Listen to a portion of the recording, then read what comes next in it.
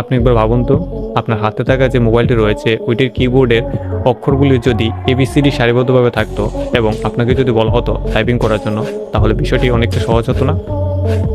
কিন্তু সত্য কথা এইটা যে পৃথিবীর বেশিরভাগই কিবোর্ডের অক্ষরগুলো ইচ্ছে করে উল্টোপাল্টো দেওয়া হয়েছে এবং তার নাম দেওয়া হয়েছে কোয়াটি।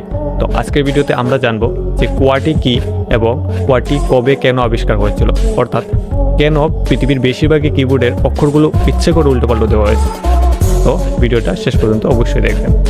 যখন 1870 সালে প্রথম টাইপরাইটার ছিলেন তখন অক্ষরগুলা এবিসিডি সারিবদ্ধভাবেই ছিল, মানে প্রথম অবস্থায় সারিবদ্ধভাবেই ছিল। তারপর কিছু সময় যাওয়ার পর যখন টাইপিং স্পিড এতটাই বেশি হয়ে যায় তখন দেখা যায় যে মানে কিবোর্ডের এক একটা অক্ষরের রোগুলো একটা আরেকটার সাথে লেগে জ্যাম হয়ে যেত। তখন এমনই এক বিজ্ঞানী আসেন যার নাম ক্রিস্টল সোলস। উনি এসে এমনই এক কিবোর্ড তৈরি করেন যা দুনিয়ার পুরো কিবোর্ডের অক্ষরগুলো চেঞ্জ করে ফেললেন। তিনি কিবোর্ডের যে লেটারগুলো সবচেয়ে বেশি ব্যবহৃত হয় সেই লেটারগুলিকে একটি আরেকটি থেকে অনেকটা দূরে সরে রাখেন, যাতে টাইপিং স্পিডটা অনেকটা কম হয় এবং রোগুলো একে অপরের সাথে লেগে জ্যাম না হয়ে যায়।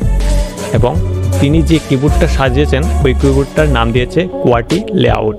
তারপর অনেকগুলো লেআউট পৃথিবীতে আসে, কিন্তু ততক্ষণে কোয়াটি লেআউট তার জাদুটা চালিয়ে ফেলে, অর্থাৎ কোয়াটি এর নেশায় সবাইকে আসক্ত করে ফেলে। এমনকি আপনার হাতে থাকা স্মার্টফোনেও কোয়াটি লেআউট রয়েছে, যেখানে রোয়ের কোনো প্রশ্নই আসে না। এর মানে কোয়াটি লেআউট কোনো বিজ্ঞানসম্মত কারণে পৃথিবীতে আসেনি, এটা এসেছে মানুষের অভ্যাস এবং মেশিন লিমিটেশনের কারণে।